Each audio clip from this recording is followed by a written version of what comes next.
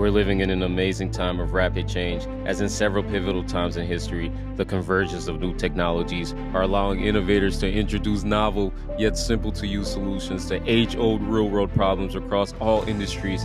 Venture capital and VC-backed startups are some of the most popular models of entrepreneurship. Investor-backed unicorns usually dominate the press. 20-year-olds raising $100 million in the Bay Area for a tech company. And let's not neglect the excitement and impact of emerging markets raising an aggregate of multi-billions in 2021 alone. While venture capital is an important and fascinating input to entrepreneurship in general and to growth entrepreneurship in particular, the roles investors play and the pressure founders undergo is a lot different from what we generally assume. Welcome to the Hue Seth Show, where we explore the enticing world of venture capital and its global impact as we carefully curate insights from thought leaders and luminaries globally. It's important that we start really having discussions surrounding all the different ecosystems that are out there, right? And right now we're going to have this conversation on Pakistan, an emerging market, right? And I think that that's a region that's not commonly spoke about, at least here in the States. I mean, I'm sure there are some individuals here having podcasts on that, but specifically here in the state, I haven't really heard much about the region as other emerging markets, right? So I'm just super excited to learn more, super excited to share more about what's going on in that ecosystem there. And we have a guest that is very familiar with that space, Amar, joining us here today. Thank you so much. And you're not just only focused on Pakistan, you also have your eye out in other regions as well, but we're going to be focusing on Pakistan today. So thank you for joining us today. Thank you so much. Great energy, and it's very nice to be here. And love to talk about Pakistan in general, but love to talk about Pakistan with you as well. Yes, bro. Man, okay, so where do we even start in this conversation? I think that this could go any direction here, but I think that it's important. Okay, I was going to start talking about trends and whatnot, but before we even get into that, who is Amar? What's Amar working on? And what's going on in your road right now? Sounds good. So just to give a brief introduction in terms of what I do in terms of my personal life and my professional life. So in terms of my personal life, grew up in a small town in Pakistan. I've lived in 4 different cities within Pakistan, so quite acquainted with it.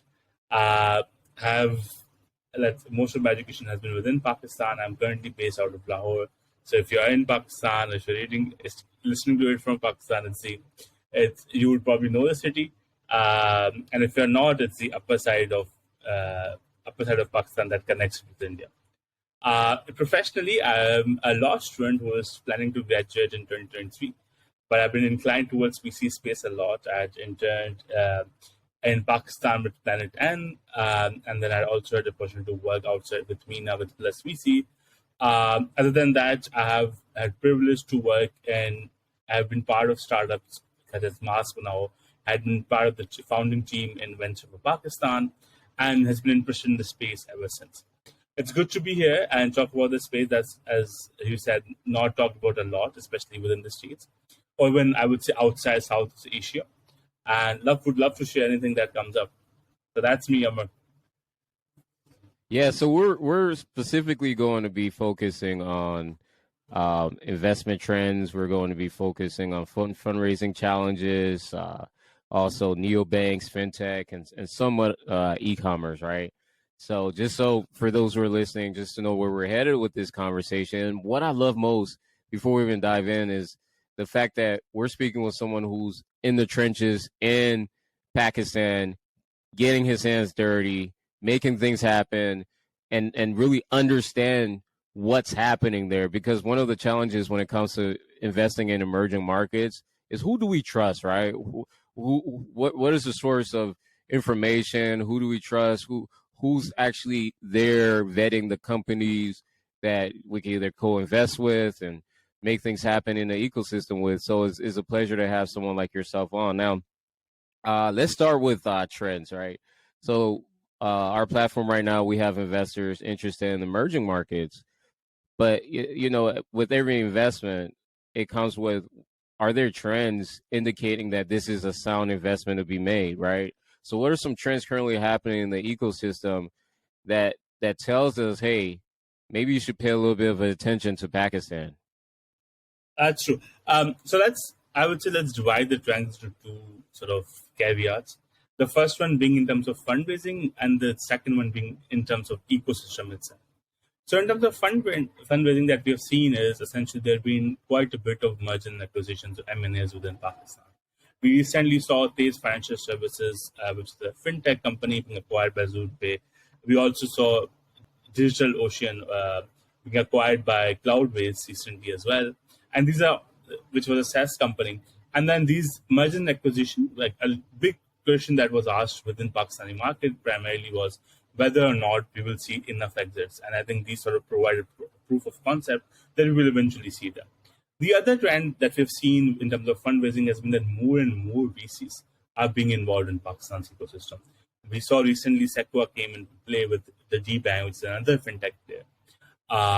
And we also have seen Global Ventures investing with fintech as well, and a number of other like Shahrukh partners from based out of MENA, and more players like Tiger Global, etc., are emerging within this market. And that's sort of a good thing, while because let's say 70 to 80% of deals are currently still happening with VCs based out of Pakistan.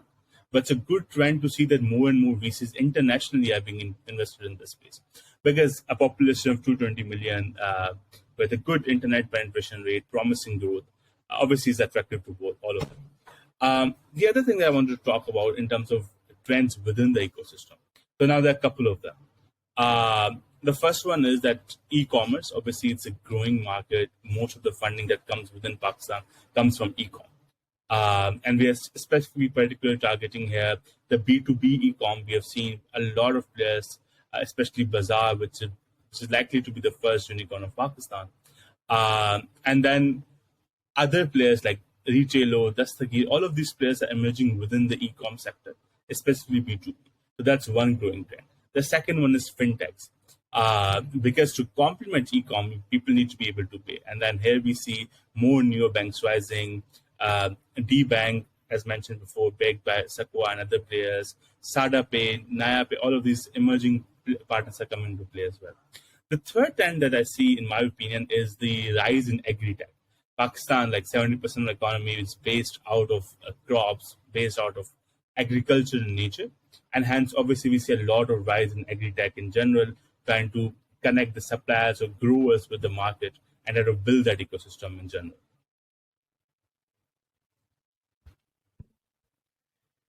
That's very interesting. Now, am I correct? Did you say 2 million population, or what was that number? 220 million population. 220 million population. Yeah. Yeah. Oh, okay. Okay. Now that makes, I was like, wait, hold on. What? Okay. That makes more sense. Okay. That makes a lot of sense. That's really good right there. So now we have a population that suffices, it has enough space for unicorns, right? So now if investors were to inject capital into the ecosystem, they can actually be able to drive a major return. That's correct, right? That's completely right. And also, just to mention that although Pakistan's very similar to Egypt in that way, and the reason for that is although the population is still sort of getting used to the internet, ordering online, etc., but the population is adopting fast, and the internet penetration has increased a lot since like maybe 2 years to 3 years from now. People didn't know of internet as such. People didn't use internet, but every day now everyone's using internet. It's the talk of the town. Things like TikTok, etc., are very famous. And second thing, that within this 220 million, there's a huge young population. One of Pakistan is, if I'm not wrong, the fourth youngest nation in the world. And that's I'm not exactly sure of that number, but like there's a huge young population who's right out there trying to adopt the internet and the latest trend in the world. It's an amazing market to be serving in right now. That is awesome. Now let's go back to some trends. Trends specific to the neobanks, trends specific to the fintech, and somewhat e-commerce as well. what's going on in those sectors? Okay, so in terms of fintechs or neobanks, to be more specific, we saw a lot of promising neobanks to be started, and the reason for that is, I think, it's twofold. First one, there's a huge unbanked sector in Pakistan, and that's the reason behind that. That is why neobanks generally become more attractive to invest in. The second reason is that the traditional banking system in Pakistan is probably not as well developed as it is, let's say, in India or Egypt or some other comparable markets. And hence, there come neobanks. We saw some players like SadaPay that came in and eventually trying to build for Pakistan. They're essentially still in the initial stages. And the reason for that is very simple. Pakistan's regulatory framework has not yet developed to an extent where it could accommodate these fintechs. And the problem eventually became, because you need licensing to function within the country, especially if it's related to finances or money in general, it becomes a bottleneck for these startups. And this is why currently Pakistan, if I'm not wrong, the State Bank of Pakistan has promised around 5 licenses, but there are already too many players that exist with it. And especially with these 5 licenses, the more problem becomes is these 5 licenses have still not been given out. And most of these players are still in the initial stage where they are doing a pilot launch, where they're doing the beta launch, where they are maybe given to family and friends. So the huge potential which is within the market has not been utilized. And in terms of e-commerce, so 2 things once again, the B2B sector and B2C sector. Let's talk about B2C first. There's been recent sort of, how do I say, upset in B2C space where the Airlift, which was likely to be the first unicorn of Pakistan, had to shut down their operations. It was a quick commerce setup, but because of their high burn rate, maybe some bad decisions, but great founders could not make it happen.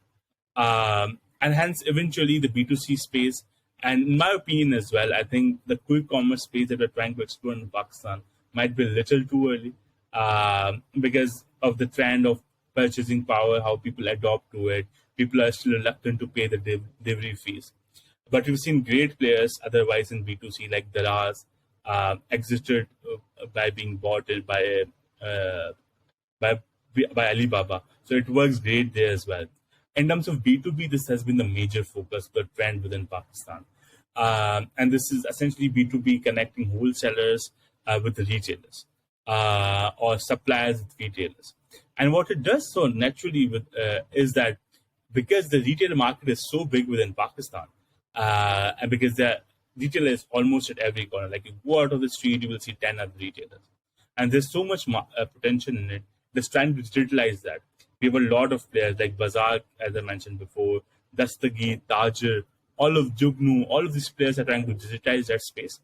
And eventually that's a good trend that we see because in my opinion, I think when we start with B2B and make that trend within businesses, then you eventually can go to B2C a little later as well. So maybe 10 years from now, who knows, you will probably have like 10 other players within e-commerce or within quick commerce for that matter. Very interesting. Now, as we're talking about emerging markets and all the exciting things that are going on, I think it's very important to also discuss challenges, right? So what are some of the fundraising challenges Pakistani founders are currently facing right now when it comes to, first thing, we see a bunch of dry powder right now, and it's impacting global markets. So I'm sure it's impacting Pakistan as well. What are some of the challenges specific to Pakistani founders that's also unique to the ecosystem right now that they're currently facing? So an interesting fact out there, out of so many VCs that operate in Pakistan, formed by Pakistanis, only one of them is actually registered within Pakistan. And the reason for that is that the regulatory framework is just so typical of a developing nation. And the hurdles to get past that becomes even trickier.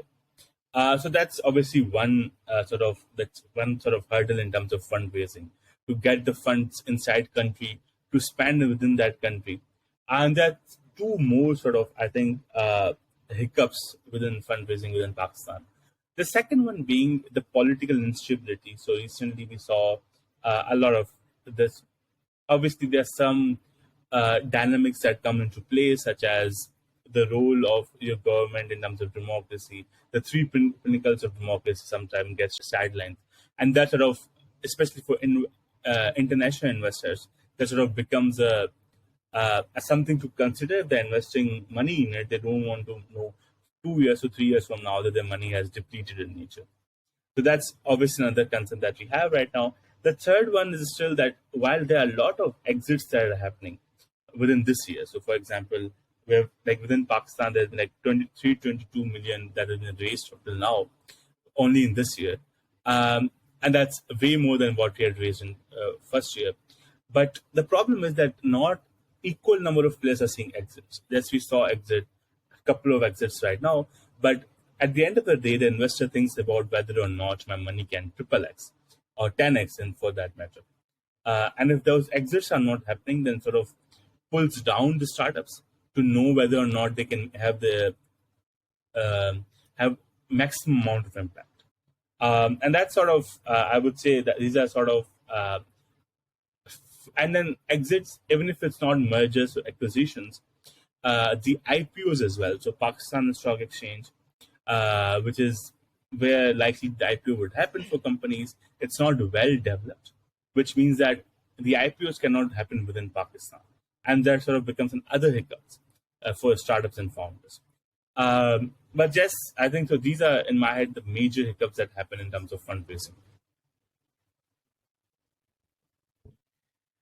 You know, when I hear this, I'm just, I made a post, but anyway, what comes to mind?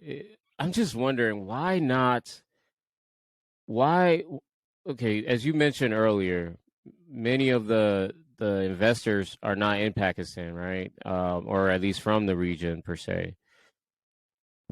One thing that kind of troubles me when I think about foreign investors is how there's this thing with human nature where we hate change. And if something has somewhat worked remotely somewhere in a different region or ecosystem, we want to then see how we can best duplicate that. And without necessarily stopping and thinking, maybe this methodology may not work in an emerging market, right? And what I mean by that, and where I'm headed with this, is this thing where we're coming in with a Silicon Valley type of mindset, where speed to market, where we want 10x return, unicorn, but maybe that's not the right ecosystem for such. Maybe Africa is not the right ecosystem for such. Maybe Latin America is not the right ecosystem for such, or maybe not quite yet.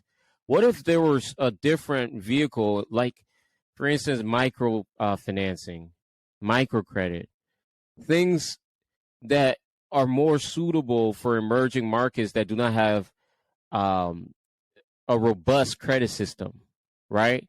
Where entrepreneurs who are already cash flowing can have access to some capital. It doesn't have to be $100,000. It doesn't have to be $1 million, but maybe even $30,000, $20,000, and they can pay it back with interest, right? And when they prove that what they have is an actual working model, they get more capital, and then they get more capital, and then now this investor is more happy because they took less risk, because now they went into investing into this startup with a group of friends, and they have an angel group, a microfinancing group, where each person is making $5,000 to $10,000 investment, or even $1,000 investment, microfinancing, to help push up this startup in this region that's actually solving a problem to 210 million people, right? And now what happens to these founders in these emerging markets? They're like, man, I have to make sure I am successfully paying this back, because this may be my last opportunity at this. So now they're diligently making sure. They're already cash flowing before.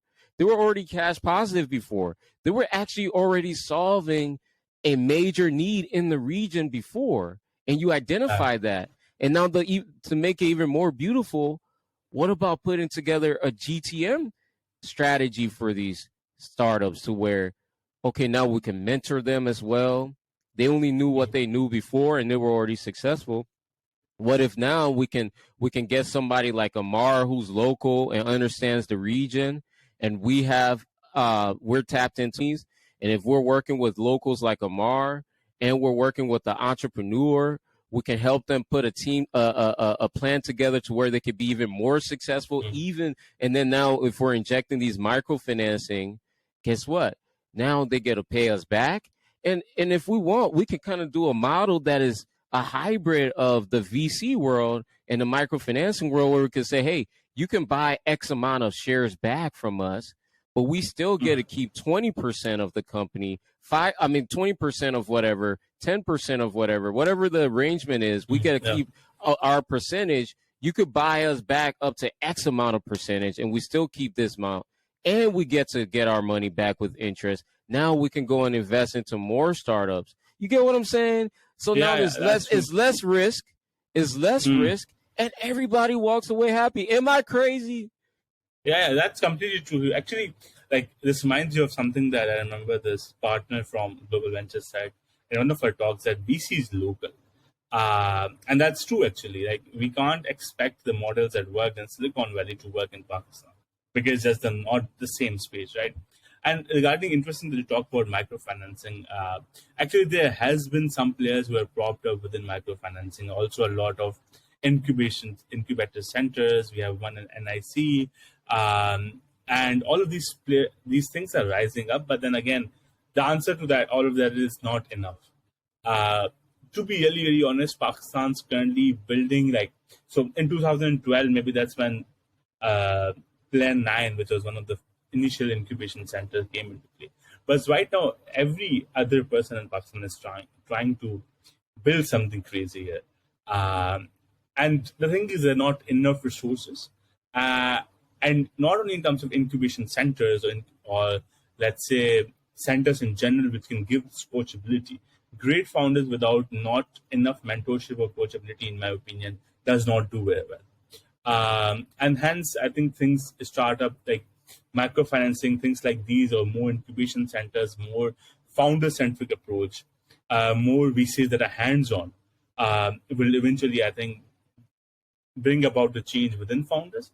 And maybe from 10 years from now, when these founders are building, right now they're building for millions, but I'm sure sometime they'll be building for billions as well. And that's when I think the real change will start happening. But you're right, we need to think locally and act locally as well. What are some vehicles that are being used right now to raise? What are some? Can you give us a couple examples of vehicles being used right now? So when you say vehicles, what exactly do you mean here? Like we just touched on potential with microfinancing, right? Mm-hmm. Are there SPVs? Like, what sort of vehicles are being used by investors to, invest into startups in the region right now? So as far as I am understanding it, there are not a lot of SPVs, that's for sure. The investment generally comes directly from venture capitals, etc. And more than that, I think it's like there's some microfinancing trend, but that's also not a lot. There are a lot of some incubation programs that eventually, when you graduate, you get some sort of small funding that helps you bootstrap for some time. And then there are some VCs who are mostly investing in a pre-seed to seed stage, not a later one. So I think that's about it. There are a few angel investors as well, obviously. But angel investors either based out of Pakistan or based out of, let's say, MENA region, who understands the Pakistani market, also investing in it. But I think there are two things here. One is obviously the fundraising, in my opinion, could increase. But that would only be complemented if there are more proofs of concept. And here I specifically talk about how to Pakistan for fundraising, the startups need to successfully A, exit, or B, it needs to raise to a point where venture capitalists see that they can raise enough money. So I think Bazaar, let's say, when it exits as a unicorn, or doesn't exist as a unicorn, or becomes the first unicorn of Pakistan, that'd be a great proof of concept that yes, unicorns can be built in emerging markets, especially with a population like 220 million within it. So I think that's what I think will eventually come about. That's very interesting. One thing I'm wondering, are investors more interested in, obviously there's this fascination when it comes to unicorns, but when it comes to emerging markets, are investors more interested in impact and making money with startups, or are they more so interested right now in how much money startups are raising? You know what I mean? Yeah, that's actually a tricky one, to be honest. I think they are interested in impact, especially if you're investing in emerging markets. Impact is something that you have at the back of your mind.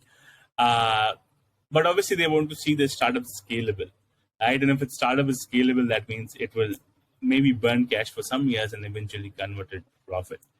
And thirdly, they also want to see, for a lot of VCs or angel investors, it's very important that they see the startup and they're like, okay, so these are two great founders, even if the product isn't that great.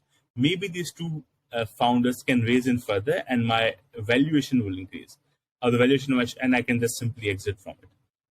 That sort of mindset also exists because obviously some angel investors are looking for short-term gain rather than for the long haul. But I would say that it's difficult to judge at this point, in my opinion. But I think definitely there are certain VCs specifically trying to invest in impact, but obviously making money or being cash flow positive is something that's back of their head. Very interesting, my friend. Um, Let me ask you this last question here. Where do you see the market headed in the next, let's say, 10, 15 years? Where do you see the Pakistani market in about, let's say, 15 years? Okay, so if we go at the growth rate that we're currently going, within 2022 only, we had seen 48 deals raised over 322 million. And this is, if we see 2021, we raised 350 million in total. And 22 has also been a year with a lot of friction in the sector. So eventually, I think I see 2 to 3 trends here. The first one being that we'll see more exits happening. We have seen the start from this year only with almost 2 to 3 exits. So we'll see more M&As happening within Pakistan region. Because as we see within Egypt as well, as more startups prop up within the same space, more and more will collude and try to operate the market. And those colluded startups or merged startups will eventually see the exit. So I think that what will happen. Thirdly, I do see something that the regulation will become up to date within Pakistan, and that's a big hiccup right now. And the reason for that is the money is coming in. People know that the startup ecosystem is growing right now within Pakistan. It's doing great, so the government would want to catch up with it. The other trend that I see is more and more VCs will be based out of Pakistan or would have invested in Pakistan. And the reason for that is that when big players like Sequoia, Tiger Global, Trinidad Perkins, all of these players, when come into an emerging market, they bring in a lot of good words. So when a lot of other Silicon Valley investors come in Pakistan, it does two things. It puts the confidence in current founders that yes, if someone else has done it, we can do it too. Secondly, it brings in new great founders as well. So that's, I think, what will happen in 10 to 15 years. And hopefully, you would have seen all 7 to 8 unicorns been formed as well. And that's something that's been talk of the town for a long time, whether or not Pakistan can see their first unicorn. And hopefully we will very soon, but maybe by the end of this year, maybe early next year, or maybe by in 10 to 15 years, we'll see much more there happening. But yeah, I think it's an exciting space, an exciting time to be part of the space. And more importantly, when you're solving for millions, you are bound to make billions. And that's what I think. And let's see how that goes. Amen to that, brother. I appreciate you joining us today. I love your insights. This has been a really informative conversation here. Thank you for joining us. Thank you so much, you as well. It's this exciting world that you're living in, that you're living out of states. And I'm thinking of Pakistan in maybe like 10 years. Earlier, no one would have thought this convention would take place. And 10 years, and 10 years from now, we don't know what the world will be with us. But yeah, excited to be part of this. And thank you so Amen much to for that. having me. Yes, sir.